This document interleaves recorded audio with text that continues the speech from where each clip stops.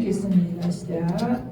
그러나 너희 생각에는 어떠하냐? 어떤 사람에게 두 아들이 있는데 맏아들에게 가서 이르되 오늘 포도원에 가서 일하라 하니 대답하여 이르되 아버지 가겠나이다 하더니 가지 아니하고 둘째 아들에게 가서 또 그와 같이 말하니 대답하여 이르되 실소이다 하였다가 그 후에 뉘우치고 갔으니 그 둘 중에 누가 아버지의 뜻대로 하였느냐? 이르되 둘째 아들이니이다. 예수께서 그들에게 이르시되 내가 진실로 너희에게 이르노니 세리들과 창녀들이 너희보다 먼저 하나님의 나라에 들어가리라. 요한의 의의 도로 너희에게 왔거늘 너희는 그를 믿지 아니하였으되 세리와 창녀는 믿었으며 너희는 이것을 보고도 끝내 뉘우쳐 믿지 아니하였도다. 아멘. 반갑습니다. 오늘 말씀의 제목은 두 아들의 비유입니다. 예수님 당시 대제사장과 백성의 장로들이 하나님의 성전에서 종교적인 권세를 가지고 온갖 특権을 누리며 살고 있었습니다. 지금 시대의 국회처럼 당시의 이스라엘의 최고 의결기관인 이 종교 지도자들이 있었는데 예수님이 예루살렘으로 들어오심으로 이들과 갈등이 생겼습니다. 그것은 많은 사람들이 예수님을 다윗의 자손이라고 말했으며 하나님이 약속하신 메시아라고 소문이 나 있었기 때문입니다.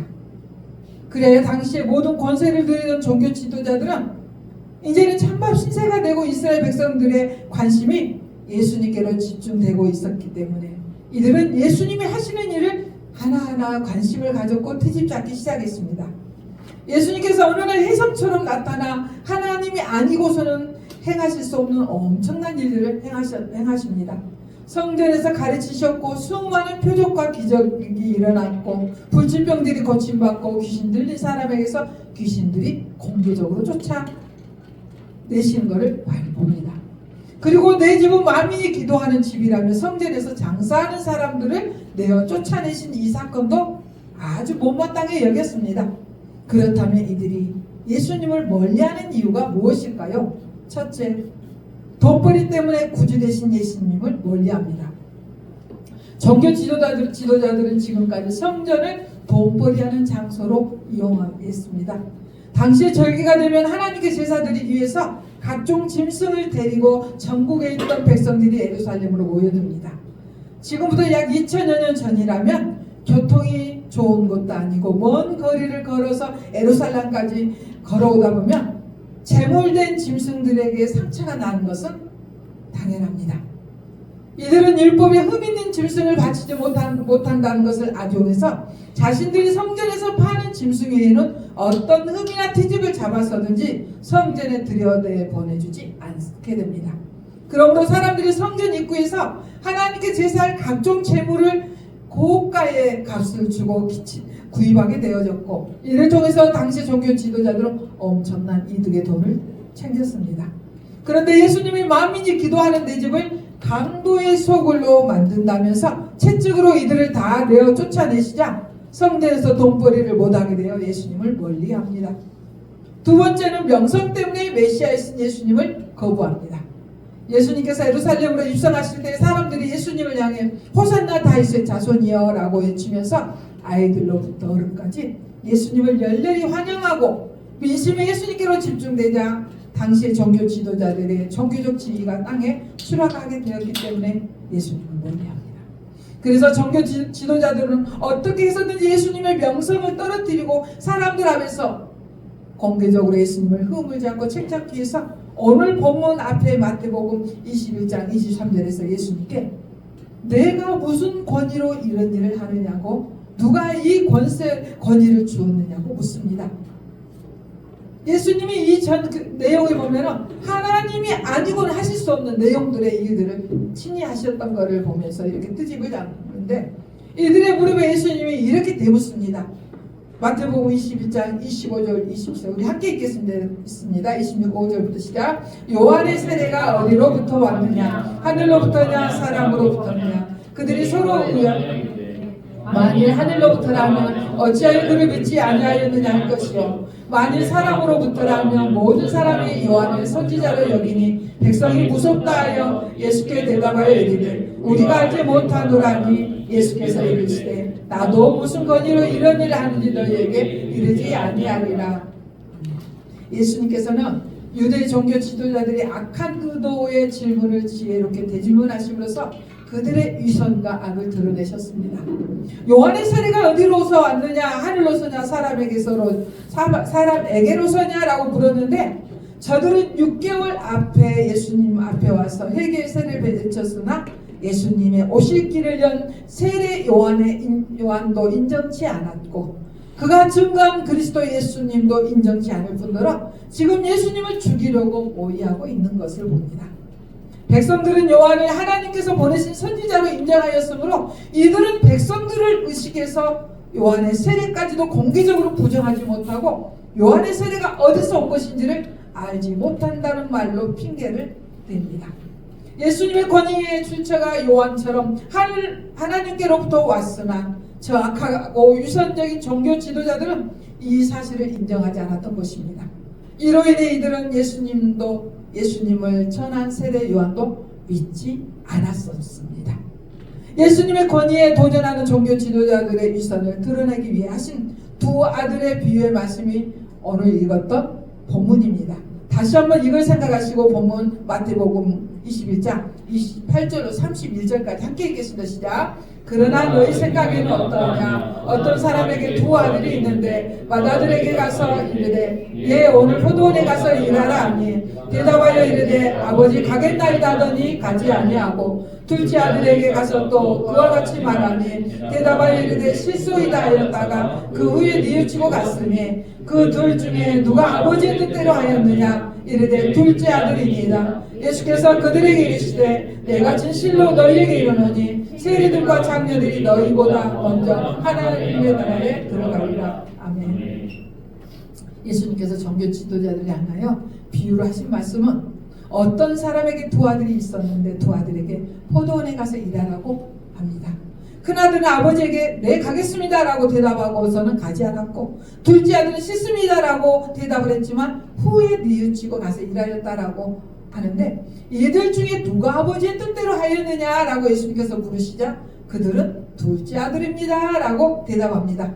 하지만 원문에는 첫째 아들하고 우리 한글 성경하고 박혀있어요.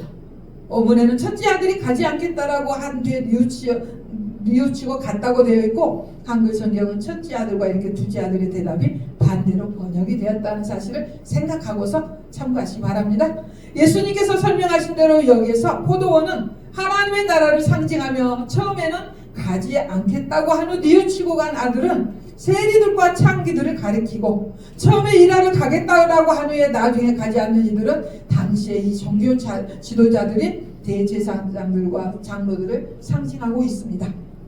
다 같이 마태복음 오늘 32절 함께 읽겠습니다. 시작. 요한이 의의 도로 너희에게 왔거늘 너희는 그를 믿지 아니하였으되 세리와 창녀는 믿었으며 너희는 이것을 보고도 끝내 뉘우쳐 믿지 아니하였도다. 아멘. 세리들과 창기들은 처음에는 하나님의 뜻을 저버렸으나 요한이 옳은 길을 외칠 때 회개하고 그의 말을 믿었지만 그러나 대제사장들과 장로들은 하나님의 뜻을 받들어 살면서 하나님을 섬기는 자라고 스스로 자부하였지만 요한이 전한 말씀을 따라 회개하지도 않았고 그를 선지자로 인정하지도 믿지도 않았던 것입니다. 이것을 통하여 우리가 알 수 있는 것은 누가 하나님의 뜻을 따른 자인가 라는 것입니다. 겉으로만 종교적이게 보일지라도 내면적으로는 주님과 먼 위선자들보다 외적으로 죄인처럼 보이나 내면적으로 회개하고 거룩하게 살기 위해서 피 흘리기까지 죄와 싸우며 하나님의 뜻을 따른 자들이라는 사실입니다. 이처럼 신앙생활은 처음에 입술의 고백보다 겉으로 드러나는 것보다 후에 삶의 열매가 더 중요하고 끝까지 견디는 믿음 말보다 행실이 더 중요하다는 사실 기억하시기 바랍니다. 그렇다면 예수님은 종교 지도자들을 향해서 어떤 의도로 두 아들의 비유의 말씀을 하셨을까요? 아버지의 말에 의하여 가겠노라 하고서 가지 않은 아들은 당시 이들 사이에서 자타가 인정하고 있는 스스로도 하나님의 말씀대로 산다고 하지만 그러나 종교라는 울타리 안에 있지만 하나님과 전혀 상관없는 바로 종교 지도자들을 가리킵니다. 오늘날 교회 안에도 겉으로는 하나님과 관계 있는 구원받은 사람으로 보일지라도 그러나 구원받지 못한 사람이 있다는 사실입니다. 우리를 죄악에서 구원받은 믿음은 그리스도 임재 안에서의 삶의 행위를 통해서 증명이 되어야 한다는 사실입니다. 본문에 예수님께서 종교 지도자들에게 말씀하신 것도 믿음은 행위로 입증되어야 한다는 것을 말씀하신 것이고, 당시의 사람들에게 하나님을 잘 섬기는 것처럼 보이면서 삶에서는 불순종하는 삶을 살았던 유대 종교 지도자의 잘못됨을 지적하고 있습니다. 사람이 행함으로 구원받은 사람 없습니다. 구원받을 수 없습니다. 오직 예수님을 믿음으로 구원을 받습니다. 하지만 사람의 행위와 삶과 생활은 그 사람의 믿음이 올바른 믿음인지와 구원받은 믿음인지를 증명해 보여주는 열매입니다.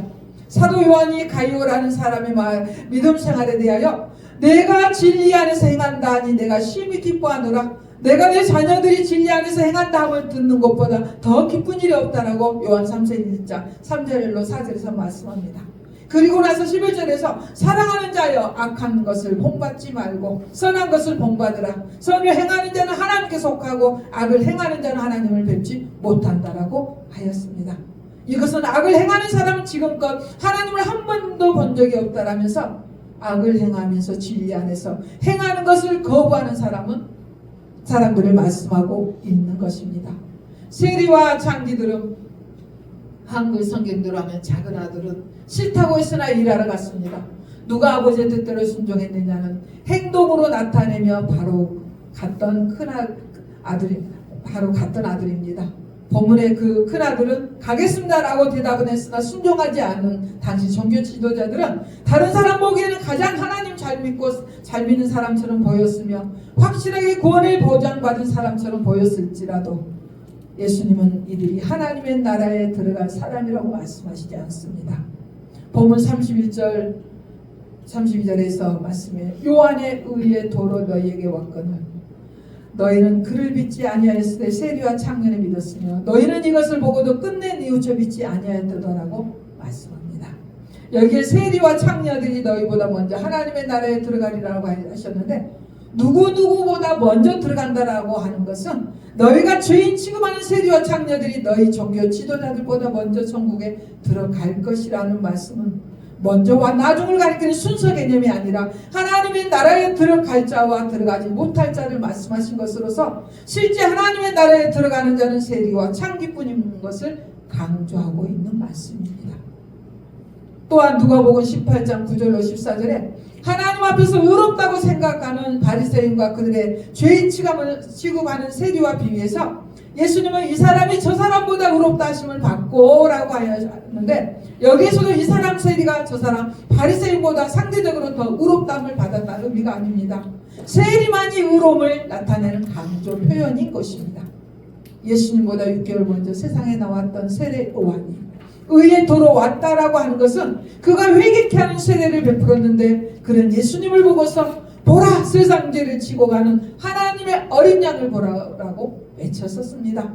그가 이처럼 목청껏 외쳤음에도 불구하고 세례 요한이 증가하는 메시아 되신 예수님을 서기관과 바리새인 등 본문에서 당시에 하나님을 잘 섬긴다고 하는 종교 지도자들 너희는 그를 믿지 아니었다. 그러나 너희가 죄인이라고 생각하는 세리와 창녀들은 믿었다라고 말씀하고 계십니다.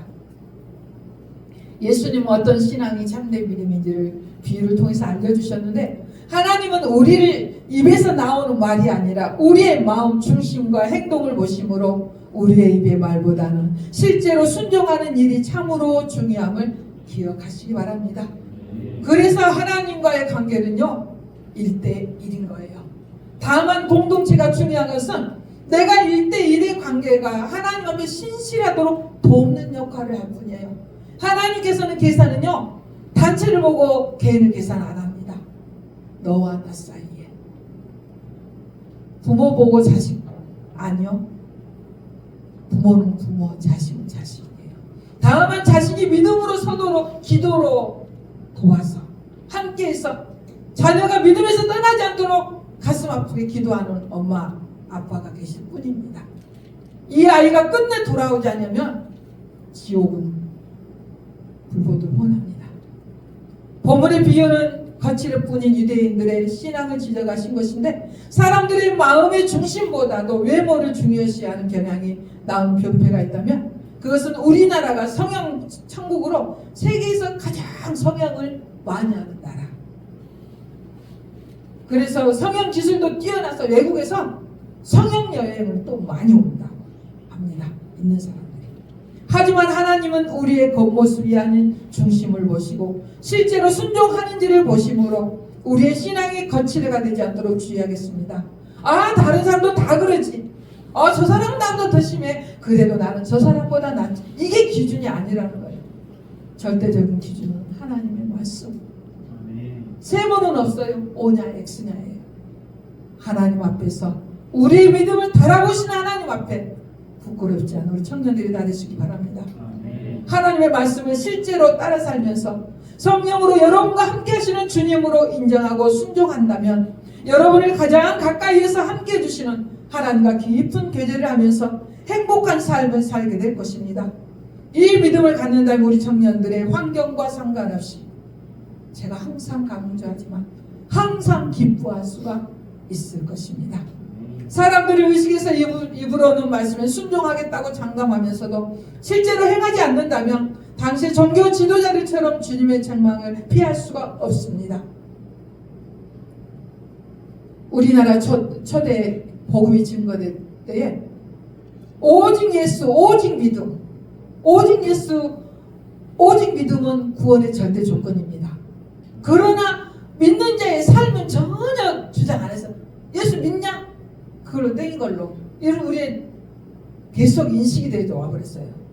그러나 우리의 삶으로 보여지는 하나님의 말씀은 우리의 삶이 실제로 보여지는 믿음의 거울이라는 거예요. 열매라는 거예요. 실제로는 경건하지 않으면서 겉으로만 경건을 흉내내서도 안 된다는 거예요. 왜냐하면 하나님은 중심을 보시기 때문에 사람은 다 속여도 하나님은 속일 수 없기 때문에 중심을 보시고 축복해 주시고 중심을 보시고 은혜 베풀어 주시기 때문에요. 예수님 당시의 사람들은 대제사장이나 장로들이 훨씬 거룩하다고 생각하고 여겨왔지만 세례 요한의 선포를 듣고 죄를 뉘우치고 하나님께로 돌이킨 사람들은 세리와 창녀들이었으며 예수님 말씀처럼 결국 이들이 하나님 나라에 먼저 들어갈 것입니다. 결론입니다. 의식적인 신앙으로는 천국의 은혜를 누릴 수 없기 때문에 우리는 우리 자신의 부족함을 알아 회개하고 성령님의 도심 구해야 합니다. 우리 청년들이 여러분을 돕는 보혜사 성령님을 향해 마음을 활짝 열고 삶의 현장에서 그리스도 중심의 임재의식을 가지고 하나님이 받으실 만한 예배자의 자세로 거룩한 삶을 사는 것이 너무도 중요합니다. 이처럼 우리가 하나님의 백성다운 믿음과 행실을 보일 때에 하나님이 천국을 누릴 수 있도록 해 주실 줄 믿습니다. 교회라는 울타리 안에 있음으로 구원이 보장된 것이 아니라 예수를 나의 구주로 믿는 믿음이 우리의 구원을 보장합니다. 이 믿음을 성령 충만한 삶으로 증명하면서 하나님 나라의 시민으로서의 능력과 권세 있는 삶을 살아가는 우리 창대교회 청년들이 다 되시길 축복합니다. 기도하겠습니다.